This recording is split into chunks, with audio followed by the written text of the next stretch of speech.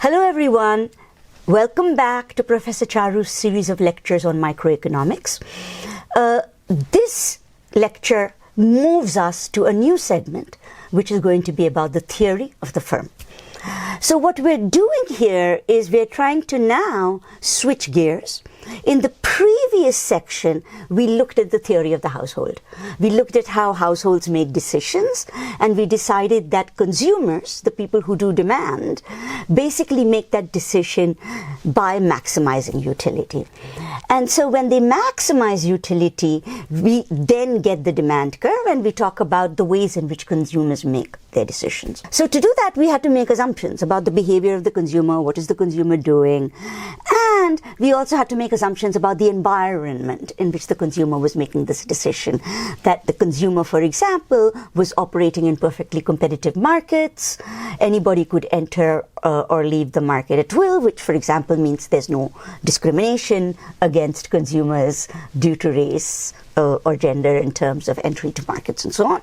So that's some pretty strong assumptions, but nevertheless, it was a way to start our analysis. Now, in the same way, we are going to move to drill deeper into the supply side, which means that we have to look at the theory of the firm, because the firm is the unit that's doing the supply. And in the same way, we're going to have to make assumptions about the motivations of the firm, what is the firm trying to do, and what shapes its ability to do that. And then we're going to have to make some assumptions about the environment in which the firm is operating. So we'll keep going through that, and so it's going to take us a few sections. So the first thing we're going to do is we're going to say the motivation of the firm, the motivation of any firm is profit. It doesn't matter what the environment is, that's what the firm's trying to do.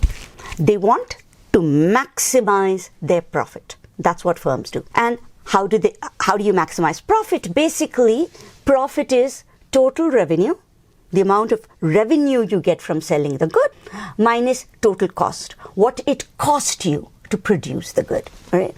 So you're going to try and make sure that this distance or this difference between revenue and cost is maximum.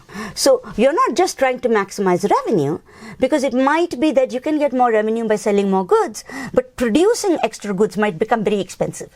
And then you're not actually making that much profit, right? So you actually have to choose the volume of output you want to sell based on what maximizes profit. To get at this, we're going to have to look at both the revenue side then and at the cost side. Before we go any further, one thing we want to keep in mind, which is unique to economics, or not unique, but which is different in economics than there is in other fields, right? That when I talk about cost, I'm not just talking about how much you paid, right? Your monetary costs, as it were.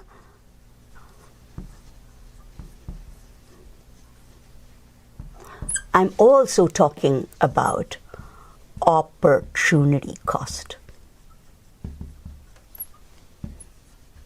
So the ordinary idea that your cost is basically whatever you paid your inputs is what we sometimes call accounting costs, right?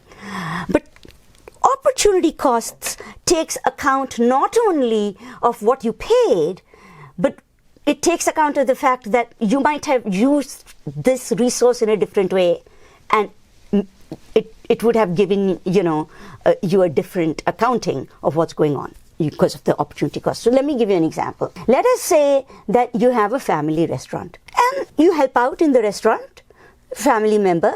So what you do is you do labor time in the restaurant, you work to set up the tables, you help to do service to waiters, all of that. Here is the problem. So it will look like, okay, you don't include your time in the cost for your family restaurant. You're only including in your mind maybe the cost of the people you paid, how much you actually paid your waiters, how much you paid for the food, how much you paid for the fuel, but you're not accounting for what looks like free labor. Right? But here's the problem. You could, instead of doing this free labor for the family, have actually gone and, say, done some other job that paid more, that would have given you a better wage. In that case, it would actually have made more sense for you and your family to have you go and get that higher paying job, because you would make more money from that, right? And use some of that money to pay for hiring someone to replace you, right? So if you think of what happens when you don't account for that free labor through opportunity cost, you're actually missing out on a profit opportunity. You are not maximizing your profit, right? In the same way, for example, let's say you own a really nice shop front downtown, and you think what a lovely space it would be for my design showcase because I want to do fashion marketing. Here's the question. Is it better for you to just use your own space and say, oh, I can do this, I've got a place, I don't have to pay rent? Or is it better for you to say, my God, that spot can be rented out to, say, a high-end designer, get tremendous amount of rent, and then I will get that rent, and then I will use a portion of it to get maybe another spot that would do just as well in terms of the amount of sales I'll get in some other part of the city where the rent is cheaper. So again, think of the fact that I think I've got this space for free, but I've actually lost the opportunity to get a higher rent. So we are now going to start thinking every time we think of cost, when we're talking of profit maximization.